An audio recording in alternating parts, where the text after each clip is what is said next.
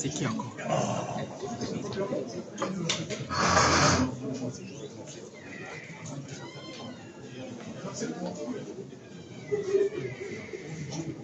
Mesdames et messieurs de la presse nationale et internationale, chers invités, bonjour et merci de nous rejoindre dans cette salle de la bibliothèque du Palais de justice de Libreville pour la conférence de presse initiée par le procureur général et la Cour d'appel judiciaire de Libreville. J'ai cité le docteur Eddy Minam. Et pour vous convaincre que lors de cette rencontre, je suis Josiane Abogué, journaliste et professionnelle de métier de l'info. Ce face-à-face avec la presse se tient dans le cadre de l'ouverture de la session criminelle spéciale relative au procès de Sylvia Bongo et se décline comme suit. Nous aurons dans un premier temps l'allocution circonstancielle du procureur général près la Cour d'appel judiciaire de Libreville. S'en suivra la traditionnelle session de questions-réponses. Et pour le bon déroulement de cette rencontre, nous vous prions de mettre vos téléphones portables sous mode avion du silence. Sans plus tarder, nous allons à présent sur la communication du procureur général près la Cour d'appel judiciaire de Libreville. Docteur Eddy Minam. Bonjour à tous. Bonjour. Merci d'être venus si nombreux à cette conférence de presse. Mesdames et messieurs, le parquet général, près la Cour d'appel judiciaire de Libreville, porte à la connaissance du public qu'une session criminelle spéciale se déroulera au palais de justice de Libreville à compter du 10 novembre 2025. Au cours de ces assises, plusieurs affaires liées à la délinquance économique et financière et au grand trafic seront examinées. Parmi celles-ci figure l'affaire Sylvie Aimé Marie-Valentin et Pousse Bongo et 11 autres accusés. Le parquet général souligne que toutes les diligences en vue de la tenue d'un procès juste, transparent, équitable ont été accomplies dans les délais légaux. Notification des avis d'audience aux accusés et aux avocats, citation des témoins et mise à disposition de l'ensemble des dossiers aux avocats, etc. S'agissant particulièrement du dossier ministère public contre Sylvie Aimé Marie-Valentin et Pousse Bongo et autres, tous les accusés ont été cités à personne, à l'exception de Madame Sylvie Aimé Marie-Valentin Pousse Bongo et de Monsieur Noureddin Bongo Valentin.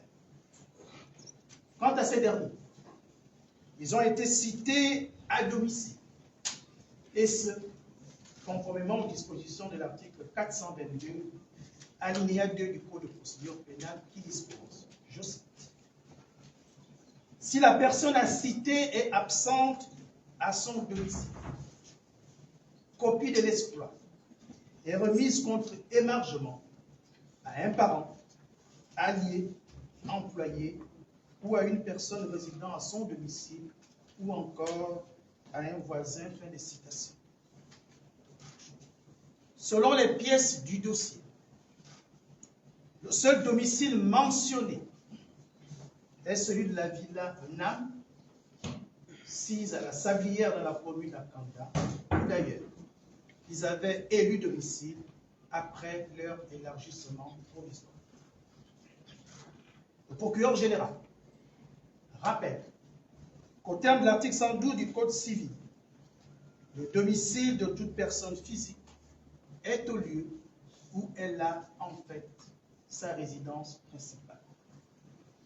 Dans ce cas, les délais de distance ou de route prévus à l'article 419 alinéa 4 ne sauraient être appliqués. Le parquet général tient à préciser qu'une seule avocate inscrite au barreau du Gabon est régulièrement constituée pour la défense des intérêts de Sylvie Aimé Marie-Valentin Pousse Bongo et de M. Noureddin Valentin Bongo.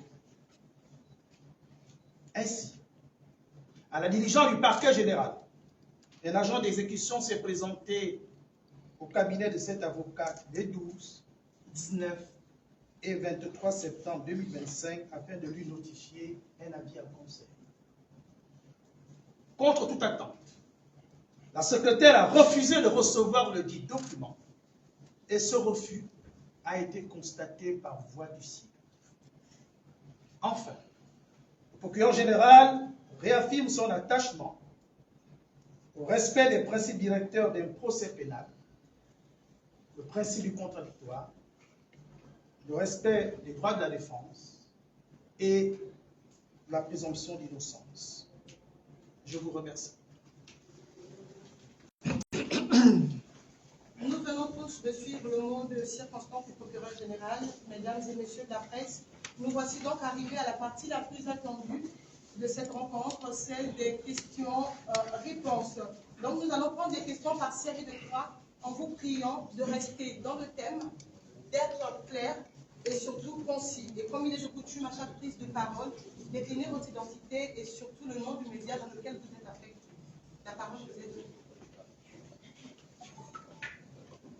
Je suis je suis journaliste pour l'agence Reuters. Monsieur le procureur, est-ce que vous pouvez repréciser en français facile tout ce que vous venez de dire? Autre question? On va prendre une deuxième question. Oui, madame. Je suis Ismaël Obiancé, je travaille pour France 24. Vous avez entendu certainement des présumés coupables dire qu'ils ne viendront pas déposer les fonds des accusations qu'ils leur font. Les charges qui pèsent sur eux. Alors, qu'est-ce que vous avez à répondre face à cette accusation? On va prendre la troisième question. Oui, c'est. Je suis Junior Boulet du journal Flash Webdo. Monsieur le procureur général, la notification a été refusée par la secrétaire qui a été trouvée sur les lieux. Et sachez, vous avez bien dit que tout se passe là où les faits ont été causés. Donc les faits se sont passés à Libreville au Gabon. Et les inculpés avaient ici leur domicile à la Sablière. Personne n'a reçu. Et ça veut dire que le procès se passera sans aucune représentation de la partie incriminée. Est-ce qu'il y a d'autres à part cette... Vous permettez, je vais commencer par cette dernière question. Vous avez raison de dire qu'il fallait parler en français facile.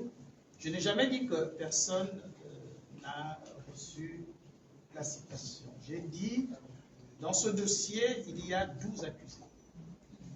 Je parle du dossier de l'ancienne première dame et de son fils.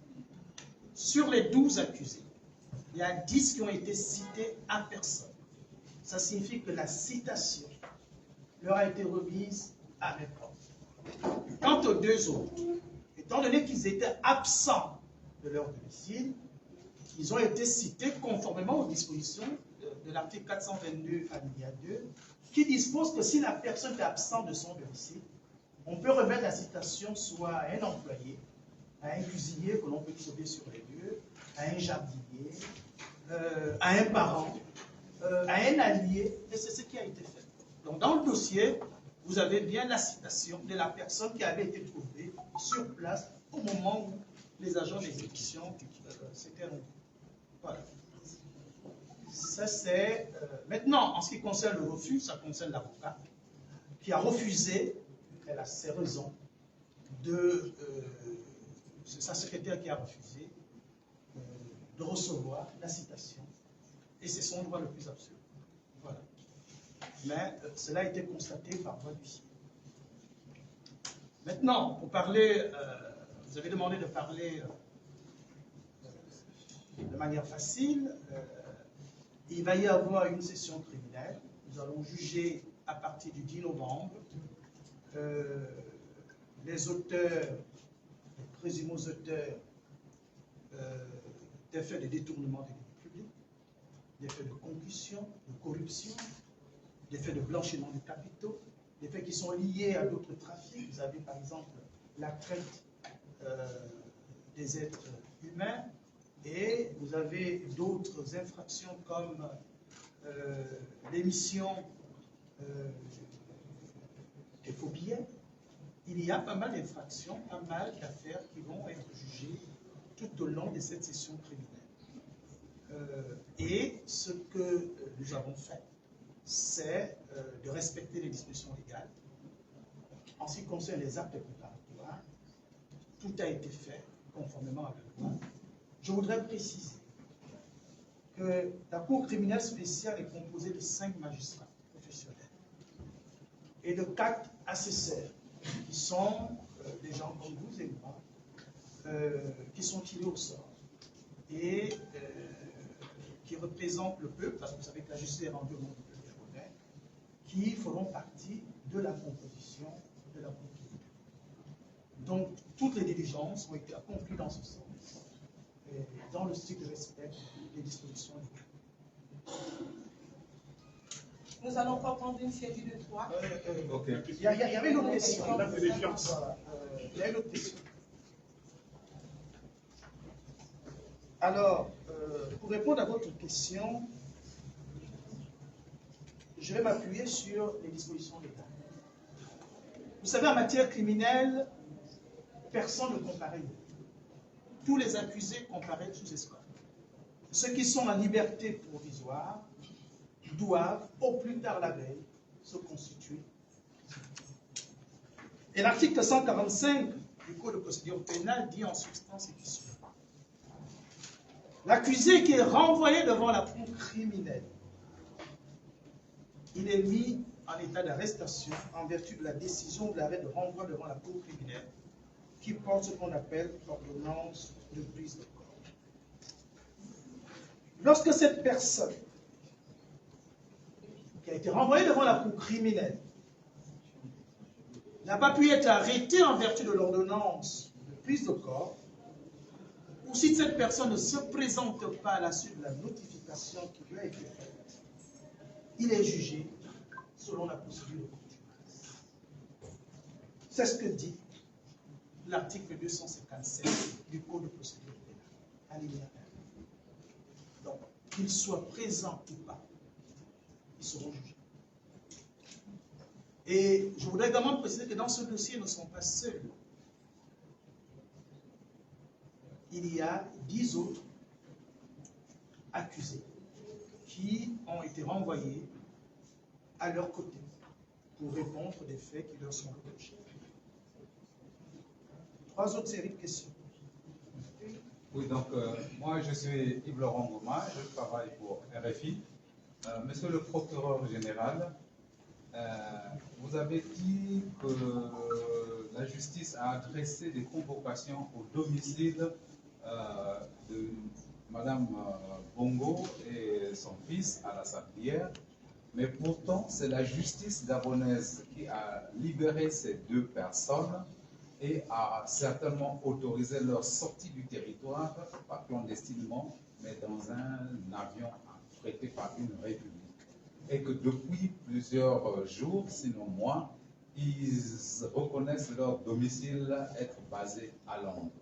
Est-ce que la justice gabonaise a choisi la voie de la facilité ou la justice gabonaise a manqué de moyens pour aller remettre une convocation à Londres? C'est ma première question. Deuxième question, et c'est la dernière, les 10 autres, c'est lesquels? Est-ce que les anciens ministres Massassa, Bundaba Lomzi, les anciens directeurs de cabinet du chef de l'État sont parmi ces 10 autres? Si vous pouvez, puisque vous parlez au nom du peuple gabonais, citer les 10 autres pour que les Gabonais aujourd'hui sachent qui seront devant la barre ce 10, à partir du 10. Bon, écoutez, est-ce que la justice gabonaise, vous dites, a manqué de moyens ou a fait trop de facilité? Non. La justice gabonaise a appliqué les textes. La justice gabonaise est liée par les dispositions du Code de procédure pénale. Je précise, je réitère que dans le dossier, la seule adresse mentionnée, c'est l'adresse de Libreville. C'est vous qui m'informez, je lis dans la presse en parlant de l'adresse de Londres. Mais dans le dossier, les faits se sont commis à Libreville. Ils ont été interpellés à Libreville. Quand ils ont été laissés en liberté provisoire, la seule adresse mentionnée dans le dossier, c'est l'adresse de Libreville. À partir de là, il ne peut pas citer l'adresse inconnue. L'adresse qui figure dans le dossier, vous avez d'autres avocats dans ce dossier, il y a une quinzaine d'avocats. Donc, vous pouvez vous rapprocher des avocats des autres accusés qui ont reçu copie des pièces et vous allez voir que dans le dossier, ils pourront vous le dire et vous le confirmer, que la seule adresse mentionnée, connue, c'est celle de la Villa Nam, 6 à la Salle. Et la loi dit, dans le cas d'espèce, qu'on cite la personne soit directement, soit à domicile, soit à voisin, et c'est ce que nous avons fait. Donc, sur ce point, nous avons respecté les dispositions légales. Je voudrais ajouter que dans ce dossier, en ce qui concerne l'ancienne première dame et son fils, il n'y a qu'un seul avocat, une seule avocate qui est régulièrement constituée.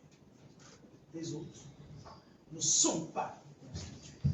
Et je m'interroge à quel titre, en quelle qualité ils animent des conférences d'état. Parce que pour poser des actes dans un dossier, il faut être régulièrement constitué.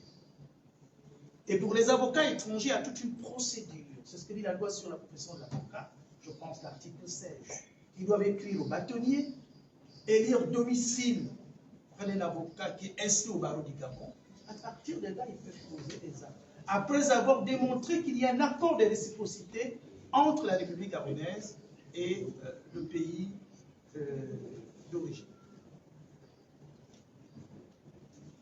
Donc la seule personne habilitée à parler, c'est celle qui est régulièrement constituée dans ce dossier. Oui? Non, il y avait une deuxième question, la liste des 10 autres. En ce qui concerne la liste des 10, vous aurez le temps. C'est le 10 novembre. Nous allons débuter la session préliminaire avec cette affaire. Il y a 10 autres. Vous avez, de mémoire, je n'ai pas le dossier sous les yeux, vous avez Madame Sylvie, parce que son nom à l'état civil, c'est Sylvie Aimée Marie Valentin, épouse Bongo. Il y a Noureddine Bongo Valentin. Il y a Jordan Camusset, Kim Ou, Syrian Vouranjani, Jesse Elekoga, Steve Deko, de mémoire, hein. Il y a Abdoul Osseni, il y a Mohamed Osseni, ils sont 12. Par contre, les ministres Massassa, les anciens ministres Massassa, ils font l'objet d'une autre procédure. Voilà. Oui. Céline Thierry de l'agence France Presse.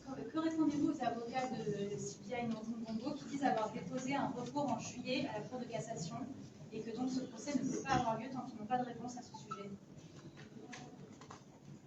Pour répondre à cette question, si vous me permettez,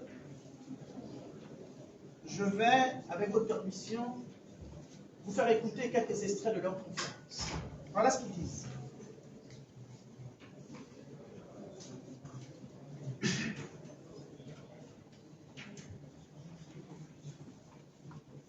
Voilà ce qu'ils disent. Vous allez écouter, comme moi, ce qu'ils disent. Attendez, je vais retrouver, excusez-moi.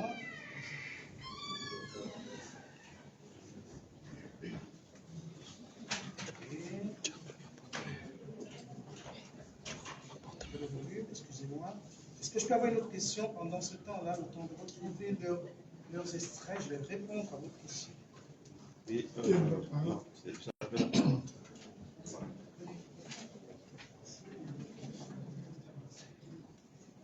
bonjour, monsieur le procureur général.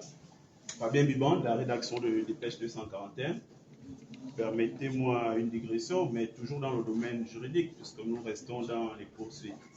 Alors, une affaire comme celle pour laquelle nous sommes réunis ce matin a beaucoup fait couler d'encre de salive ces derniers mois au Gabon.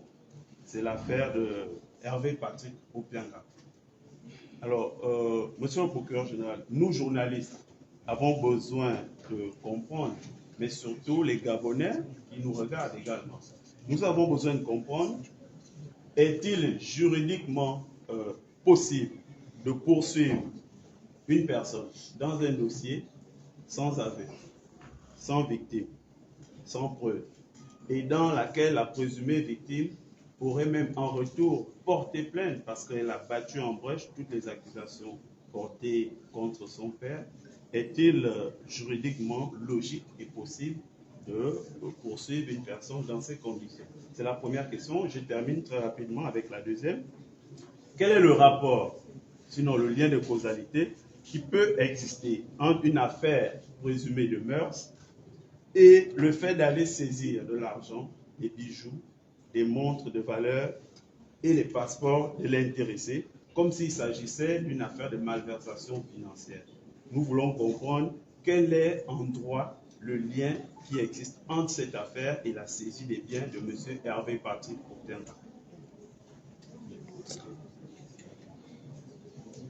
Vos questions sont pertinentes, mais je voudrais préciser que, au terme des dispositions de l'article 4, alinéa 1 du Code de procédure pénale, l'instruction est secrète. Cette affaire est encore pendante à l'instruction, notamment chez le premier juge d'instruction.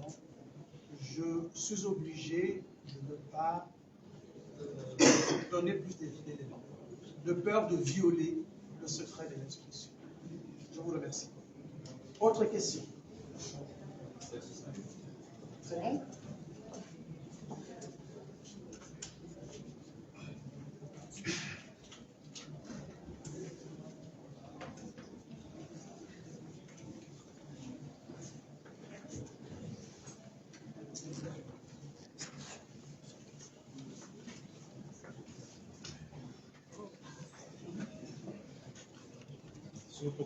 Monsieur, Alors, en attendant, je voulais vous faire écouter l'extrait. Donc, j'ai écouté la dernière conférence de presse des avocats et conseils. Je note quand même que ces conférences ne sont pas relayées par les grands médias. J'ai eu du mal à le retrouver.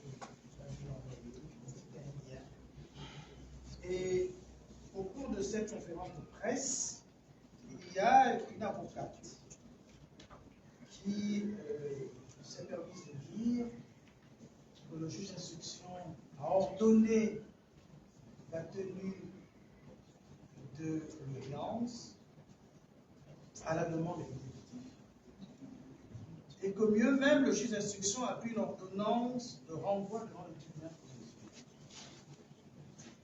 J'ai compris deux choses. Soit ils ne connaissent pas bien la procédure de l'audience. J'ai également compris qu'ils n'ont pas eu accès au dossier. Parce que dit la procédure? Ce n'est pas le juge d'instruction qui ordonne. Je voulais vous faire écouter, maintenant, sinon je pense que ça passe. Je voulais vous faire écouter leur une avocate. Selon le droit processuel de la jeunesse, le juge d'instruction, lorsqu'il estime que sa procédure est terminée, il le rend. Après les réquisitions du parquet, il leur demande de transmission des pièces au parquet. L'ensemble du dossier, si possible, les pièces à sont transmises au procureur général par le parquet de la. Et par la suite, le procureur général saisit la chambre d'accusation, dont le rôle est de vérifier la régularité de la procédure et d'examiner les gens. À l'issue de cela, le juge d'instruction, la chambre d'accusation, rend un arrêt de renvoi devant la cour criminelle, et ce, en application des dispositions de l'article 197.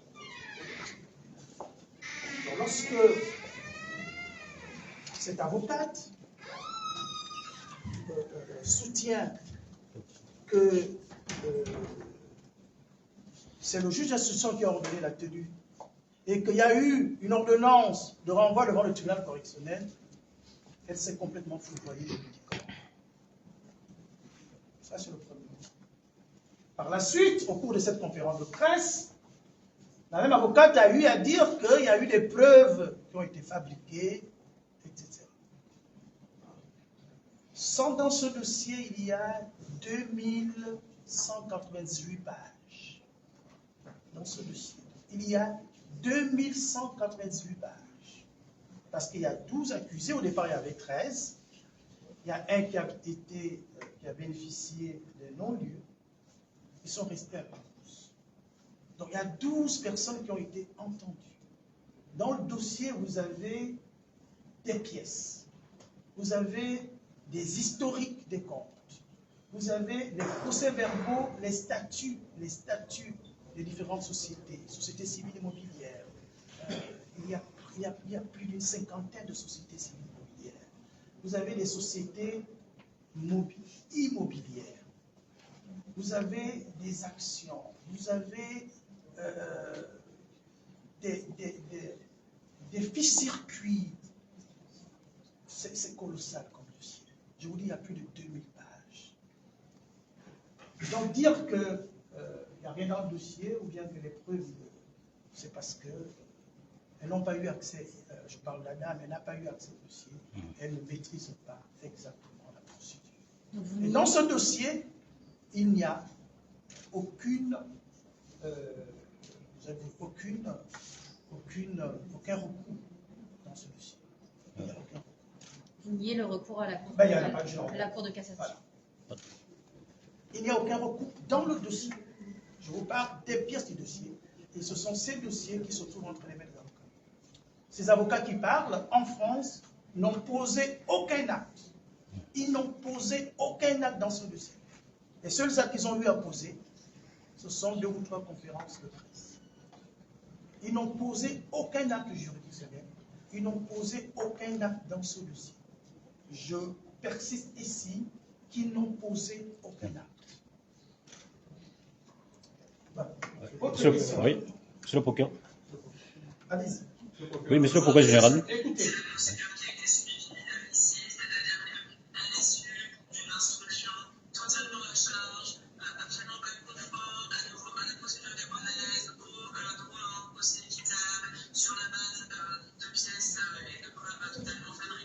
Elle parle de pièces fabriquées. C'est le juge qui a ordonné la tenue du procès devant le... elle ne sait même pas, le juge a ordonné le renvoi devant le tribunal correctionnel alors que nous sommes en matière criminelle. Écoutez, vous avez suivi? Oui, c'est bon.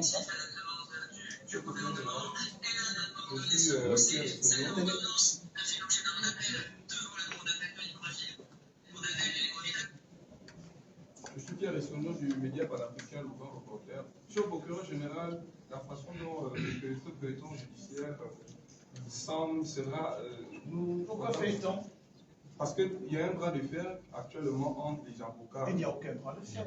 La question est de savoir, monsieur le procureur général, vous avez dit à l'entame de votre propos que vous rendez justice au nom du peuple gabonais. C'est exact. Et dans ce dossier... Pas nous. La justice est rendue au nom du peuple gabonais. À ce qu'il semble, monsieur le procureur général, il y a 10 autres, eux, qui seront jugés sur place ici. Si jamais Madame Aimée Valentin et son fils ne répondent pas présents lors de ce procès. Ah, ils ont déjà dit, je pense, justement, et on s'en va vers un jugement par contumace. Pensez-vous que le peuple gabonais serait satisfait du rendu? Mais moi, je ne peux pas me prononcer en lieu et place du peuple gabonais. Est-ce que vous êtes déjà au courant de la décision qui sera rendue? Vous êtes certain qu'il... J'attends d'autres questions. Oui, monsieur le procureur général, je suis Gaël Oumonyolenga de la presse judiciaire gabonaise. Vous avez dit que, au regard du refus de comparaître de Sylvia Bongo Valentin et son fils Noureddine Bongo Valentin, j'aimerais savoir, est-ce qu'aujourd'hui, la justice gabonaise regrette d'avoir accordé une liberté provisoire à ces derniers? Très franchement. puisque vous avez la justice a libéré ces derniers pour raison de santé, aujourd'hui ce n'est plus ça. Non, c'est toujours ça. Ils ont été maintenant, libérés pour raison médicale. Ils attaquent la justice. Est-ce que ce n'est pas un regret? Est-ce que la justice ne regrette pas d'avoir accordé une liberté provisoire à ces derniers? Et pour terminer, ça n'arrive pas à tout moment que vous soyez face à la presse, peut-être permettre aux journalistes de poser des questions qui ont un rapport avec l'actualité judiciaire, pas seulement axé sur le dossier Sylvia Bongo-Ondimba. S'il y a d'autres questions, ils peuvent poser. Voilà, bon, maintenant pour une autre question. L'ancien, ou bien le conseiller chef de département du président de la République, Alain Saint-Péce Boumbarès, a été placé en détention préventive par un juge d'instruction. Malheureusement, sur les réseaux sociaux, nous avons vu comment un mandat de dépôt a circulé. Quelle est la réaction de la justice? Merci. Monsieur le procureur, Radio Gabon, en état de Sam de Radio Gabon, deux questions. La première, on a bien écouté les noms qui ont été cités, mais on n'a pas entendu le nom de l'ancien président, Ali Bongo Ondimba. Est-ce qu'il n'est pas dans cette affaire, Sylvia Bongo? Ça, c'est la première question. La deuxième question, c'est une fois jugé, on sait qu'en ce moment, Sylvie, Aimé, Valentin, épouse Bongo et son fils ne sont pas au pays, ne sont pas au Gabon, ils sont à Londres. Une fois jugés et que, on le croit, seront certainement condamnés, comment ça va se passer? Comment ils vont purger leur peine? Une question du procureur. Dans ce dossier, l'ancien président de la République n'est pas poursuivi. Je vous ai donné les noms de ceux qui répondront des faits qui leur sont reprochés devant la Cour criminelle. Maintenant, qu'est-ce qui va se passer par la suite? Je ne sais pas. Ce que décidera la Cour criminelle. Mais au cas où il était déclaré coupable et condamné, et si la Cour prononçait à leur encontre des mandats d'arrêt, nous allons utiliser les voies de droit pour les faire exécuter, pour faire exécuter ces mandats d'arrêt. Il y a la possibilité qui est offerte à la Cour, à une Cour criminelle, à une juridiction, de décerner des mandats d'arrêt internationaux. Pourquoi le nom du président n'est pas cité dans l'affaire? Ben, je vous dis, pour le moment, dans le dossier, il n'est pas poursuivi. Et en ce qui concerne les anciens présidents de la République, il y a une procédure spéciale pour les poursuivre. Voilà. Ils ne sont pas justiciables comme les autres citoyens. Voilà. Et en ce qui concerne l'affaire de l'ancien, l'affaire de... Vous avez parlé de oui, Simplice. Voilà. Également, cette affaire est à l'instruction. Je ne peux pas, je ne pourrais pas donner plus d'éléments. Je pourrais simplement vous dire qu'il est poursuivi et il n'est pas seul. Il y a un employé d'une société. Ils sont poursuivis pour des faits de concussion, de corruption active et passive. Et ces faits sont prévus par les articles 127, 133 et 134 du Code pénal. Cette affaire illustre une évolution majeure. On peut être un proche du chef de l'État, un proche collaborateur du chef de l'État, et subir les affres de la loi. Cette affaire également montre que, aujourd'hui, nul n'est au-dessus de la loi. On peut être journaliste, on peut être activiste, opposant, ou haut fonctionnaire, et même magistrat, on peut être poursuivi. La justice, dorénavant, va s'exprimer avec toute la rigueur. Dernièrement, vous avez été informé de ce qu'il y a des outils, des enquêtes financières également, dans les différentes régies financières, dans les différentes administrations, partout est généré et récolté de l'argent, il va y avoir des enquêtes qui vont être menées. Le procureur de la République près le tribunal de Vincent Guigoli a fait une allocution dans ce sens-là. Voilà. Donc, dorénavant, la justice s'exprimera sans préjugés, sans passe-droit, sans parti pris et avec la même rigueur. C'est ce que je peux dire concernant cette affaire. 3 dernières questions. Monsieur le procureur, c'est encore flash Général. général. Donnez à d'autres de poser aussi. Oui, mais bonjour. Oui. Monsieur Sinclair Kengue, journal La Note d'Afrique. Monsieur le procureur général, ici, nous savons que lundi, le 10 novembre, on souffrait également au procès de M. Noureddine et Mme Sylvia, l'ex-première. Et aujourd'hui, tous sont présidents en Angleterre. Nous sommes un pays africain. L'Angleterre, comme la France, se disent des pays de droit de l'homme. Mais seulement, monsieur le procureur général, la Cour, à ce jour, et c'est un débat qui est régulé sur les plateaux de télévision, combien d'Africains ont déjà été extradés par ces pays-là, qui déjà critiquent notre forme de justice ici, pour venir être jugés. Alors la question que nous, au sein de la Note d'Afrique, et nos lecteurs se posent, c'est de savoir quels sont les mécanismes que le Gabon va devoir mettre en place face à l'Angleterre, que l'Angleterre extrade ces deux dévenus jusqu'ici à Libreville. On sait que, à part la nationalité gabonaise, ils ont d'autres nationalités aussi. Est-ce qu'ils ne risqueraient pas ici, on ne risquerait pas ici d'être confronté à un mépris judiciaire de la part de ces États de l'Occident? Vous avez toujours tendance à poser les questions comme si vous lisez dans une boîte, dans une boule de cristal. Vous savez déjà ce que l'Angleterre fera. Vous savez déjà ce que la France fera. Je voudrais préciser que, hormis Madame Sylvie et Marie Valentin,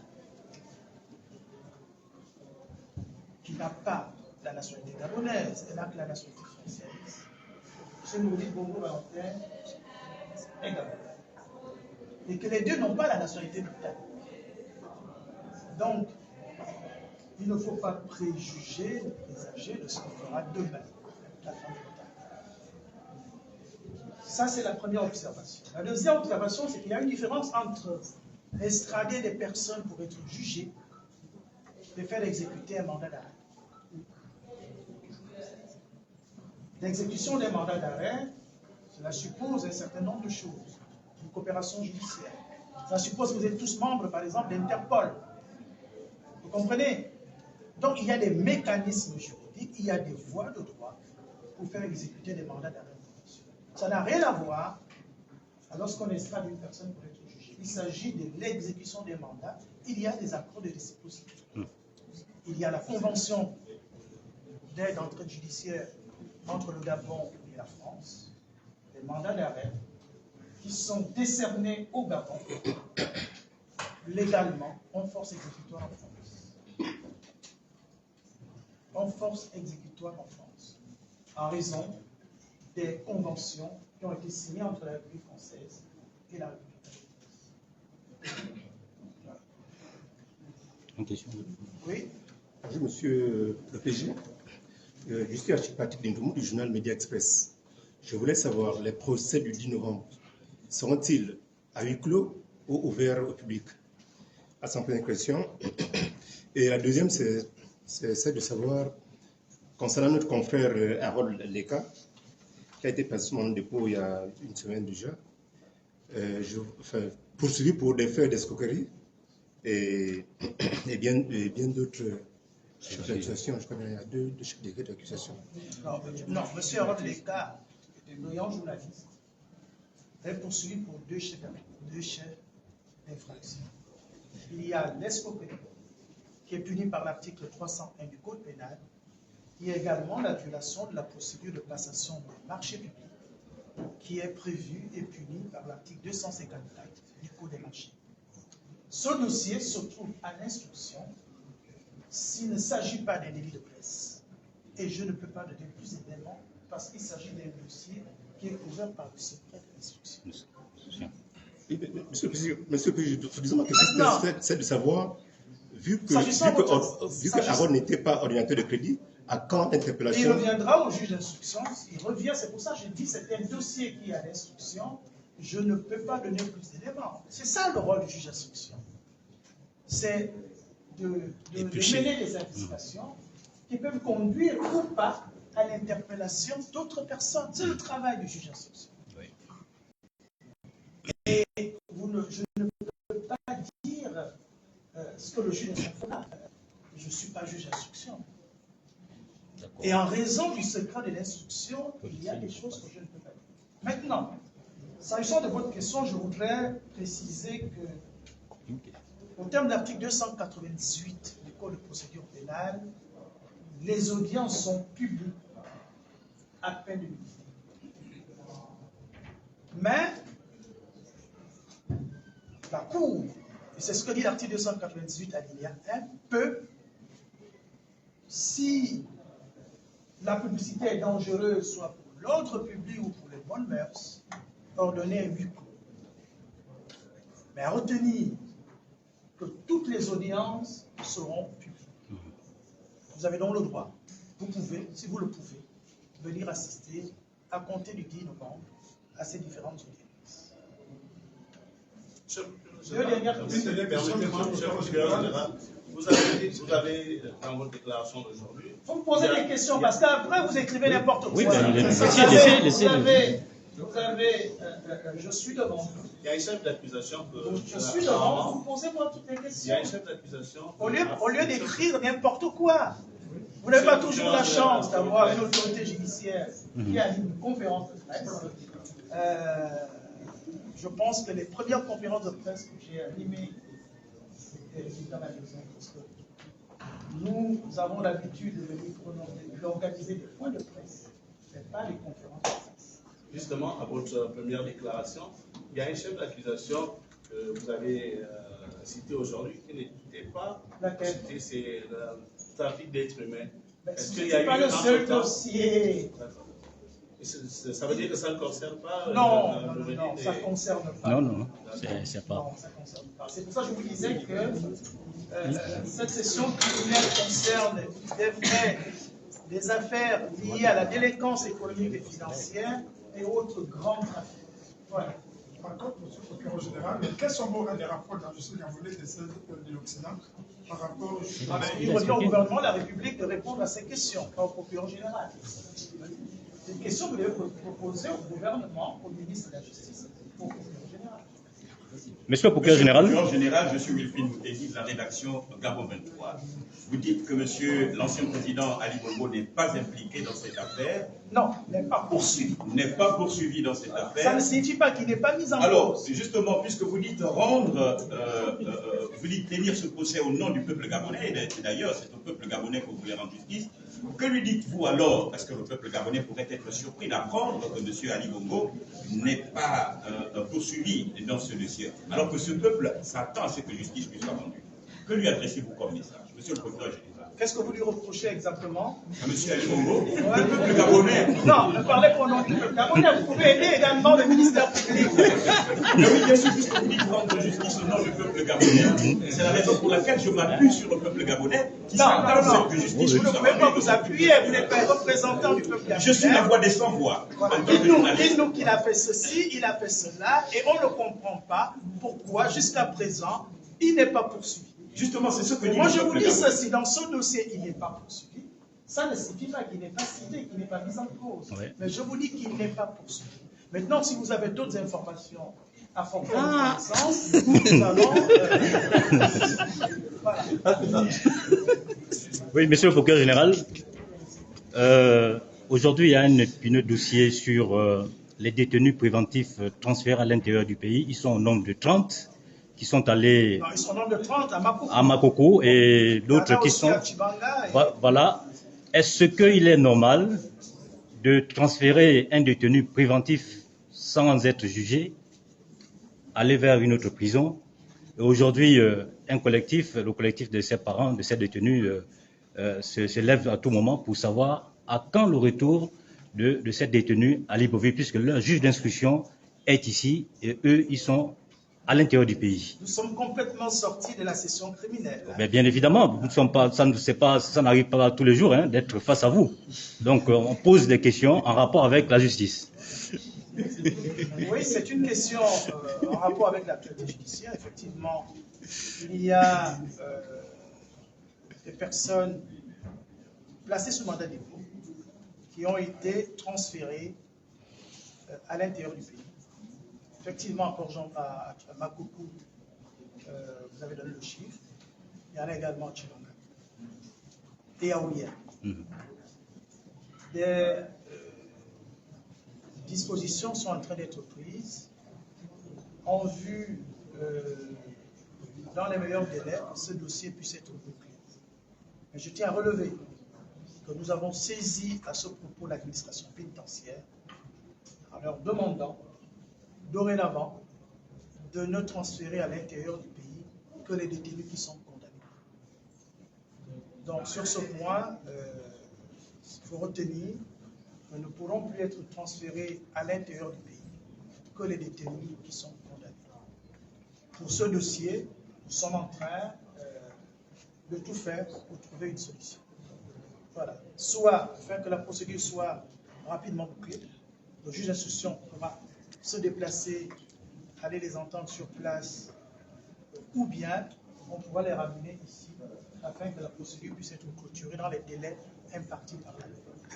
Donc l'étape question-réponse est terminée. Donc je me retourne une fois de plus vers le procureur général. Vos conclusions, votre mot de fin. Bon, écoutez, simplement vous dire merci. Merci d'être venus si nombreux.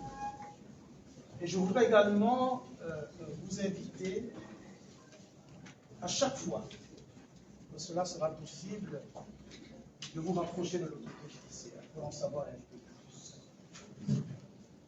Il faudrait que chacun à son niveau, au-delà de ce que l'on arrive à reprocher à la justice, que vous ayez confiance à la justice. Parce que la justice, comme le disait Aristote, est le socle, est la base d'une société. Donc, ayez confiance en la justice de votre pays. C'est pas facile, c'est vrai, mais les choses sont en train d'être améliorées parce que nous tendons tous, et notre vœu est d'avoir une 5e République propre.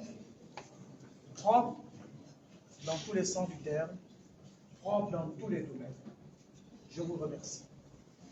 Merci, Monsieur le procureur général. Et c'est ainsi que s'achève ce rendez-vous avec la presse. Merci d'avoir été des nôtres. Monsieur le procureur général, près la cour d'appel judiciaire de Libreville, se retire.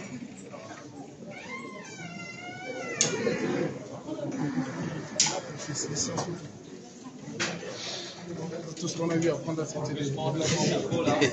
C'est un photo.